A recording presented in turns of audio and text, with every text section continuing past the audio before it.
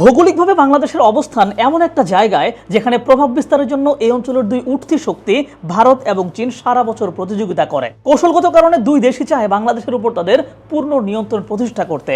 ভারত এই জায়গায় রাজনৈতিক এবং আগ্রাসী ভূমিকা অবতীর্ণ হলেও চীন ব্যবহার করে তার অর্থনৈতিক শক্তি।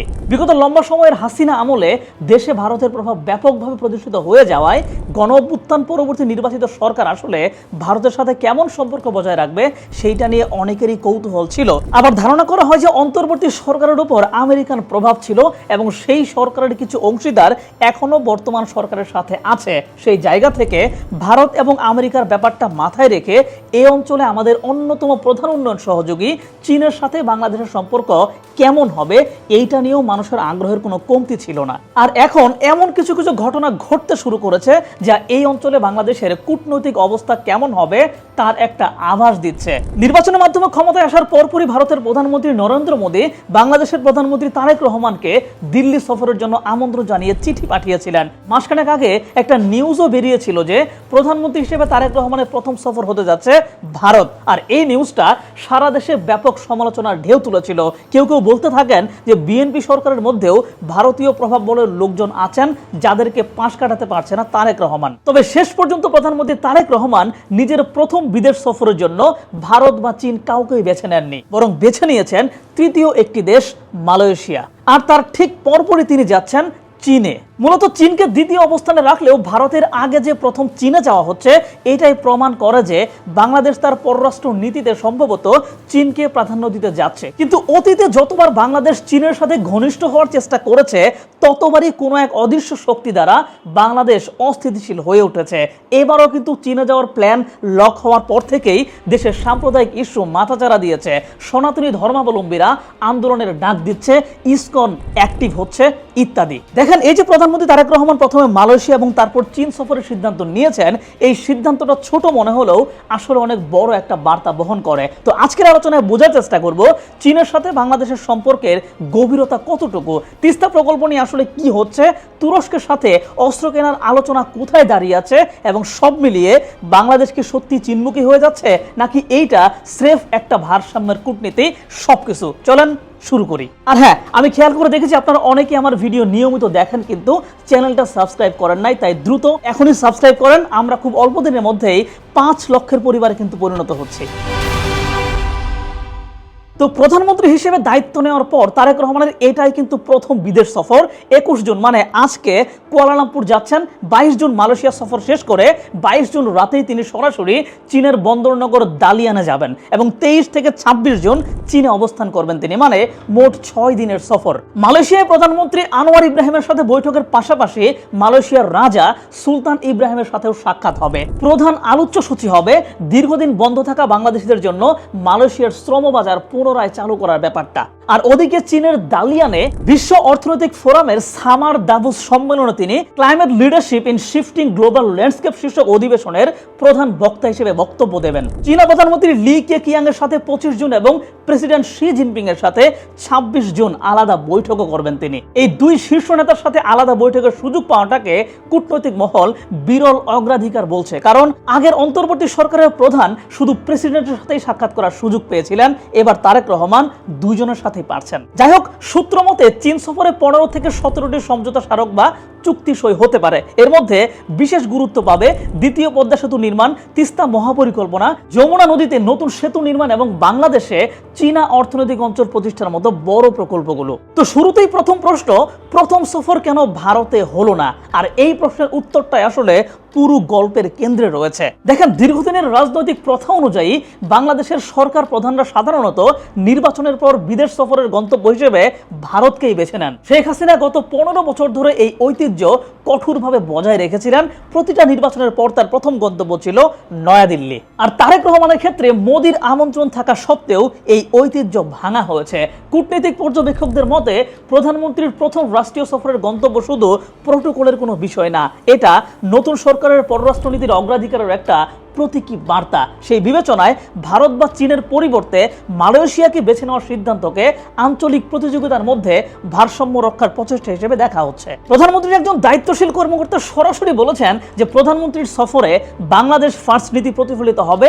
নতুন সরকারের এই স্বাধীন পররাষ্ট্র নীতিকে চীন স্বাগত জানাবে। ঢাকা বিশ্ববিদ্যালয়ের উন্নয়ন অধ্যয়নের অধ্যাপক আসিফ সাহান রয়টার্সকে বলেছেন, তারেক রহমানের সরকার দায়িত্ব নেওয়ার পর থেকে ভারতের সাথে সম্পর্ক কিছুটা উন্নত হলেও সীমান্ত উত্তেজনা এবং পুশিনের অভিযোগ নিয়ে এখনো কিন্তু টানাপোড়েন আছেই। তাই চীনের সাথে সম্পর্ক জোরদার করাটা ঢাকার বৃহত্তর কৌশলের অংশ, বহিঃসম্পর্ককে ভারসাম্যে রাখার চেষ্টা। তার ভাষায় এই সফরগুলো যতটা অর্থনৈতিক ততটাই কূটনৈতিক। তার মানে ভারতকে পাশ কাটানোর মূল কারণ প্রথমত গণ অভ্যুত্থান এবং এর আগে থেকেই বাংলাদেশে যে একটা অ্যান্টি ইন্ডিয়ান সেন্টিমেন্ট কাজ করেছে সেইটাকে প্রথমত সম্মান জানানো, দ্বিতীয়ত বাংলাদেশের এমন কিছু প্রজেক্ট আছে বা অর্থনৈতিক কার্যক্রমের প্ল্যান আছে যেটা ভারত বারবার আশ্বাস দিয়েও আসলে করে দেয় নাই, ফলে সেসব জায়গায় চীনের সহায়তা কামনা করা, তৃতীয়ত অতিমাত্রায় ভারত নির্ভরতার কারণে ভারতের সাথে আমাদের বার্গেনিং পাওয়ার একদম কমে গিয়েছিল। আবার চীন আমাদের দেশে এত বিনিয়োগ করা সত্ত্বেও যখন হাসিনা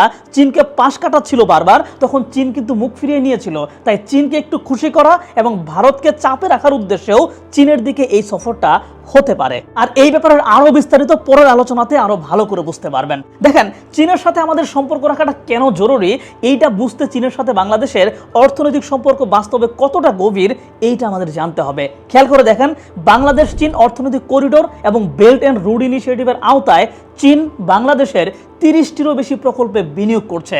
অর্থনীতিবিদদের হিসাব মতে বর্তমানে চীনা বিনিয়োগের পরিমাণ প্রায় 1000 কোটি ডলারেরও বেশি। এই বিনিয়োগের মধ্যে আছে শিল্পাঞ্চল, বিদ্যুৎ কেন্দ্র, রেলওয়ে, বন্দর সম্প্রসারণ এবং টেলিকম অবকাঠামো।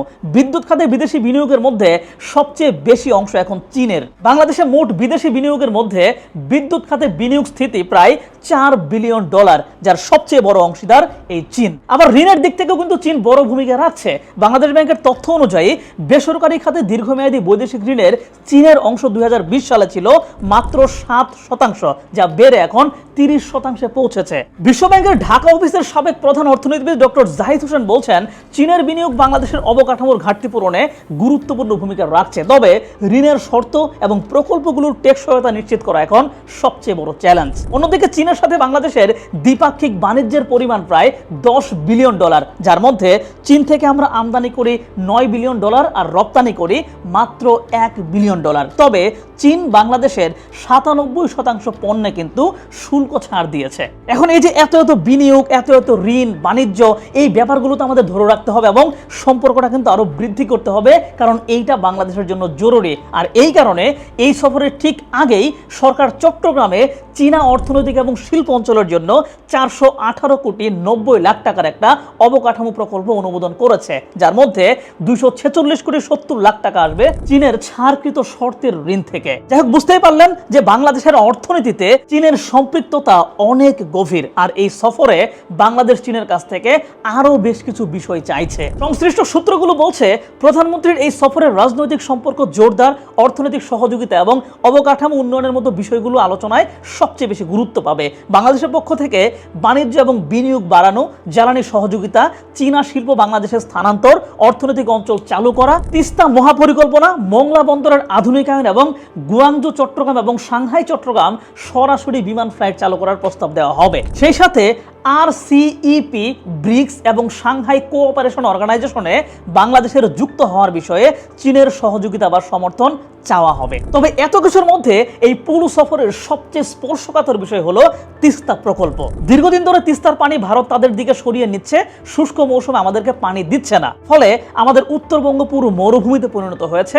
বারবার বলার পরেও তারা তিস্তার পানি বন্টনের চুক্তি করছে না। এই জন্য সংকট সমাধানের জন্য তিস্তাকে নিয়ে প্রকল্প বাস্তবায়নের চেষ্টা করলেও সেক্ষেত্রেও কিন্তু ভারত হেল্প করছে না, ফলে বাধ্য হয়ে নিজেদের অস্তিত্ব এবং উত্তরবঙ্গের কৃষির অস্তিত্ব রক্ষার জন্য বাংলাদেশ আনুষ্ঠানিক আনুষ্ঠানিকভাবে চীনের কাছে তিস্তা নদী পুনরুদ্ধার এবং ব্যবস্থাপনা প্রকল্পে সহায়তা চাওয়ার দ্বার প্রান্তে আছে। এই প্রকল্পের নাম comprehensive management and restoration of Teesta river project, যেখানে নদী খনন এবং বাঁধ নির্মাণের মতো বড় প্রকৌশলগত কাজ থাকবে, বিশাল কর্মযজ্ঞ যা পুরো উত্তরবঙ্গকে ঢেলে সাজাবে। মূলত এই কাজ করার জন্য অনেক আগেই চীন আগ্রহ প্রকাশ করেছিল, কিন্তু ভারতের দিকে চেয়ে বাংলাদেশ কখনোই এইটাতে রাজি হয় নাই, কারণ ভারত চায় না যে বিশাল কর্মযজ্ঞ করার জন্য চীনের কলাকুশলীরা সীমান্তের এই জায়গায় অবস্থান করুক। ভারতীয় দৈনিক আনন্দবাজার পত্রিকার একটা প্রতিবেদনে বলা হয়েছে, তিস্তা প্রকল্পে বেজিং এর সক্রিয়তা নয়াদিল্লির জাতীয় নিরাপত্তা এবং কৌশলগত স্বার্থের জন্য বড় হুমকি হয়ে দাঁড়াতে পারে। প্রতিবেদনে এই প্রকল্পকে পানি বোমার সংখ্যা হিসেবে বর্ণনা করা হয়েছে। কারণটা কিন্তু খুবই সিম্পল এবং খুবই সহজ, যেটা হচ্ছে ভৌগোলিক কারণ। তিস্তা প্রকল্পটি কৌশলগতভাবে অত্যন্ত গুরুত্বপূর্ণ শিলিগুড়ি করিডোর বা চিকেন স্নেকের একদম কাছাকাছি অবস্থিত। ভারতের আশঙ্কা, উন্নয়নের অজুহাতে চীন এখানে প্রভাব বিস্তার করলে ভারতের উত্তর পূর্বাঞ্চল সরাসরি চীনা নিশানার মধ্যে চলে যাবে, সেভেন সিস্টার্সের সার্বভৌমত্ব হুমকিতে পড়বে। তাদের এই ধরনের আশঙ্কা আরো বেশি বৃদ্ধি পেয়ে যায়, কারণ সাম্প্রতিক সময়ে বাংলাদেশের বর্তমান পররাষ্ট্রমন্ত্রী খলিলুর রহমানের সাথে চীনের পররাষ্ট্রমন্ত্রী ওয়াং ইর বৈঠকে তিস্তা প্রকল্প বিশেষ গুরুত্ব পেয়েছে। আর চীনা পররাষ্ট্রমন্ত্রী একটা গুরুত্বপূর্ণ মন্তব্য করেছেন। তিনি বলেছেন, দক্ষিণ এশিয়ার দেশগুলোর সাথে চীনের সম্পর্ক কোনো তৃতীয় পক্ষকে লক্ষ্য করে না এবং তৃতীয় পক্ষের দ্বারা প্রভাবিত হওয়া উচিত না। দেখেন, কূটনৈতিক ভাষায় এই বাক্যটা শান্ত শোনালেও বাস্তবে এইটা ভারতের উদ্দেশ্যে কিন্তু একটা স্পষ্ট বার্তা বহন করে যে বাংলাদেশ চীন সম্পর্ককে ভারতীয় ভেটুর অধীনে আর রাখা যাবে না। আবার ওইদিকে ভারতীয় গণমাধ্যম ইন্ডিয়া টুডের একটা প্রতিবেদন উল্লেখ আছে, তারেক রহমানের নেতৃত্বাধীন বিএনপি পশ্চিমবঙ্গের বিধানসভা নির্বাচনে বিজেপির জয়ে অভিনন্দন জানিয়েছিল এবং এইটাকে তিস্তা পানি বন্টন চুক্তি নিয়ে আলোচনা পুনরুজ্জীবিত করার সুযোগ হিসেবে দেখেছিল। তবে এর মধ্যে আবার বাংলাদেশ চীনের সাথে তিস্তা প্রকল্প নিয়ে এগিয়ে যাওয়ায় বোঝা যাচ্ছে শুধু ভারতের ভরসায় বসে না থেকে বাংলাদেশ বিকল্প পথ খোলা রাখছে। এইটা ভারতের জন্য উদ্বেগের কারণ হবে। তো চলেন এবার একটু ভিন্ন বিষয়ে আলোকপাত করি। অন্তর্বর্তী সরকার কিন্তু তুরস্কের সাথে সামরিক চুক্তির ব্যাপারে অনেক দূর এগিয়ে গিয়েছিল, আবার চীন থেকে আধুনিক J-10 ফাইটার জেট আনার প্ল্যান করেছিল, পাকিস্তানের সাথেও সামরিক বিষয়ে আলোচনা চালাচ্ছিল। তো কিছুদিন আগে তুরস্কের পররাষ্ট্রমন্ত্রী বাংলাদেশে এসেছিলেন এবং প্রধানমন্ত্রীর সাথে সাক্ষাৎ করেছেন। সেই সাথে প্রধানমন্ত্রী এখন আবার চীন সফরে যাচ্ছেন। তো এই দুইটা ঘটনা মিলিয়ে আমাদের সামরিক ব্যাপারটা আসলে কেমন হতে পারে, চলুন সেই ব্যাপারে একটা ছোট্ট ধারণা নেই। দেখেন, তুরস্কের পররাষ্ট্রমন্ত্রী হাকান ফিদানের সফরের পর কূটনৈতিক সূত্রগুলো বলছে রকেট সিস্টেম এবং ড্রোন সহ নানা ধরনের ইলেকট্রনিক যুদ্ধ সরঞ্জাম যৌথ উৎপাদন এবং প্রযুক্তি হস্তান্তরে তুরস্কের সাথে পর্দার অন্তরালে আলোচনা চলছে। মানে একদিকে চীন সফরে বাণিজ্যিক এবং অর্থনৈতিক চুক্তির সম্ভাবনা, আর অন্যদিকে তুরস্কের সাথে প্রতিরক্ষা চুক্তির আভাস। এইটা আসলে কি প্রমাণ করে? বাংলাদেশ যে আগে থেকেই চীনের কাছ থেকে সামরিক সরঞ্জাম আমদানি করত, সেই সামরিক নির্ভরতা কমানোর কি ইঙ্গিত এইটা? যদি সেটা হয় তবে কিন্তু ভালোই হবে। সাবেক রাষ্ট্রদূত হুমায়ুন কবির বিবিসি বাংলাকে বলেছেন, চীনা অস্ত্র বাজার থেকে নির্ভরতা কমানোর চিন্তা হলেও মার্কিন এবং ইউরোপের অস্ত্রের দাম কিন্তু অনেক বেশি। সেই জায়গা থেকে তুরস্কের সাথে সামরিক সহযোগিতা বৃদ্ধিটা ইতিবাচক। আর এই মন্তব্যটা স্পষ্ট করে দেয় বাংলাদেশ একটা মাত্র দেশের সামরিক সরবরাহের উপর নির্ভরশীল হতে চাইছে না। আবার তুরস্ক ইস্যুতে আরেকটা কৌশল হতে পারে, যেহেতু এবারের চীন সফরে বাংলাদেশের মূল আলোচ্য ইস্যু মূলত বাণিজ্য এবং বিনিয়োগ সংক্রান্ত, তাই এইটাকে যাতে কেউ প্রতিরক্ষা সংক্রান্ত কিছু আগে থেকে না ভাবে, এই জন্য তুরস্কের পররাষ্ট্রমন্ত্রীর সফরের মধ্য দিয়ে প্রতিরক্ষার ইস্যুটা তুরস্কের দিকে ঘুরিয়ে দেওয়া হয়েছে। মানে বাংলাদেশ এককভাবে কারো উপর নির্ভরশীল হতে চাচ্ছে না, একটা ব্যালেন্স করতে চাচ্ছে। এইটার একটা বার্তা বাংলাদেশ দেওয়ার চেষ্টা করলো। তবে আমার মতো সামরিক ক্ষেত্রেও চীনের সাথে ছোটখাটো একটা চুক্তি থাকলে খারাপ হবে না। চীনের আধুনিক ফাইটার জেটগুলো আনা দরকার। স্বাধীনতা পরবর্তী বাংলাদেশের সাথে চীনের সম্পর্কের প্রাথমিক সূত্র তৈরি হয়েছিল এই অস্ত্র সরবরাহের মধ্য দিয়ে, এবং 2017 সালেও বাংলাদেশ নৌবাহিনী চীন থেকে দুটো সাবমেরিন তাদের অস্ত্র ভান্ডারে যুক্ত করেছিল, যেটা ভারত সহ প্রতিবেশী দেশগুলোর জন্য তখনই উদ্বেগের কারণ হয়ে দাঁড়িয়েছিল। তবে আসন্ন চীন সফরে আসলে নতুন কোনো সামরিক চুক্তি হবে কিনা সেই বিষয়ে কোনো নিশ্চিত তথ্য এখনো প্রকাশ পায়নি। প্রাপ্ত প্রতিবেদনগুলোতে সফরের মূল ফোকাস হিসেবে বাণিজ্য, বিনিয়োগ, অবকাঠামো এবং তিস্তা প্রকল্পের কথাই বারবার বলা হয়েছে। প্রতিরক্ষা খাত নিয়ে সুনির্দিষ্ট কোনো আলোচ্য সূচি এখনো কোনো সূত্র নিশ্চিত করে নাই। আর এখানেই তুরস্কের ইস্যুটা একটা ব্যালেন্সের ইঙ্গিত দেয়। যাই হোক, এখন মূল প্রশ্নে আসা যাক। এই যে এত কিছু, এই সবগুলো মিলিয়ে কি তাহলে বলা যায় যে বাংলাদেশ ভারতমুখিতা ছেড়ে পুরোপুরি চীনমুখী হয়ে যাচ্ছে? প্রকৃতপক্ষে না। অস্ট্রেলিয়ার গবেষণা প্রতিষ্ঠান ইস্ট এশিয়া ফোরাম একটা নিবন্ধ প্রকাশ করেছে, যার শিরোনাম China and India's geopolitical tug of war for Bangladesh. অর্থাৎ বাংলাদেশ নিয়ে চীন এবং ভারতের ভূরাজনৈতিক দড়ি টানাটানি। বিবিসি বাংলাও এই বিষয়ে বলেছে যে বাংলাদেশের গত 55 বছরের ইতিহাসেও প্রভাব বিস্তারের এমন তীব্র প্রতিযোগিতার নজির আসলে নাই। মানে বাংলাদেশে দুই দেশে প্রভাব বিস্তার করতে চায়, কিন্তু নির্বাচিত হয়ে প্রধানমন্ত্রী তার সফরটাকে চীনের দিকে করেছে, এর মানে আবার এই না যে বাংলাদেশ একতরফাভাবে একদিকে ঝুঁকে যাচ্ছে। বরং একাধিক বিশ্লেষণ বলতেছে যে এইটা একটা সচেতন ভারসাম্যের লক্ষণ। ঢাকা বিশ্ববিদ্যালয়ের অধ্যাপক আসিফ সাহান যেমন বলেছেন, এই সফর যতটা অর্থনৈতিক ততটাই কূটনৈতিক ভারসাম্যের চেষ্টা। আবার তুরস্কের সাথে সামরিক সম্পর্ক বাড়ানোটাও ওই একই ভারসাম্যের অংশ, শুধু চীনা অস্ত্রের উপর নির্ভরশীল না থেকে তৃতীয় একটা উৎস তৈরি করা। এমনকি প্রথম বিদেশ সফরের গন্তব্য নির্বাচনেও এই ভারসাম্যের ছাপ একদম স্পষ্ট। ভারত বা চীন কাউকে প্রথম স্থান না দিয়ে মালয়েশিয়াকে বেছে নেওয়া হয়েছে, যেটা সরাসরি কোনো পক্ষকে অগ্রাধিকার না দেওয়ার একটা বার্তা। কিন্তু এইরকম যত কিছুই আপনি করেন না কেন, ভারতের দিক থেকে বাংলাদেশের এমন চীন সফর ব্যাপারটাকে থ্রেট হিসেবেই নেওয়া হচ্ছে। যেহেতু বাংলাদেশের উপর ভারতের ব্যাপক প্রভাব প্রতিষ্ঠিত হয়েছিল, তাই বাংলাদেশের প্রতিটা স্তরে ভারতীয় প্রভাব বলে লোকজন থাকতে পারে। প্রতিবেশী দেশ, পাশাপাশি সীমান্ত, তাই এক দেশ আরেক দেশের ভেতরে প্রভাব খাটানোর ঘটনাও অস্বাভাবিক কিছু না। সেই জায়গা থেকে বাংলাদেশের ভেতরে এই চীন সফরের প্রতিক্রিয়ায় ভিন্ন কিছু বা অস্থিতিশীলতা দেখা যেতে পারে কিনা সেটা নিয়েও কিন্তু অনেকে চিন্তিত। দেখেন, ইউনূস সরকারের সময় ভারতের সাথে বাংলাদেশের সম্পর্ক সবচেয়ে খারাপ ছিল। আর সেই সময়ে এমন কিছু বিষয় আমরা দেখেছিলাম যে আমাদের পাহাড়ি অঞ্চলে অস্থিরতা তৈরি হয়েছিল, সাম্প্রদায়িক ইস্যুতে দেশ উত্তাল হয়ে উঠেছিল, ইসকনের অ্যাক্টিভিটিস বেড়ে গিয়েছিল। আর তারেক রহমানের চীন সফরের সিদ্ধান্তের পর থেকেই বাংলাদেশে আবারও হিন্দু মুসলিম উত্তেজনা বাড়তেছে। সনাতনী ধর্মাবলম্বীদের বিভিন্ন উস্কানিমূলক বক্তব্য সামনে আসতে শুরু করেছে, সীমান্তে পুশিন বাড়তেছে। তো এই ঘটনাগুলো কি কাকতালীয় না? এগুলোর মধ্যে ষড়যন্ত্রের একটা গভীর যোগসূত্র থাকতেই পারে। এখন এই ব্যাপারগুলোতে সতর্ক থেকে বাংলাদেশের জনগণ এবং সরকারকে এইটা ট্যাকেল করতে হবে। যাই হোক, প্রধানমন্ত্রীর মালয়েশিয়া এবং চীন সফরের এই দিকটা আসলে একটা ভালো জিনিস। এখন দেখা যাক কূটনৈতিক মহলে ব্যালেন্স স্থাপন করে বাংলাদেশ কত দূর কি অর্জন করতে পারে।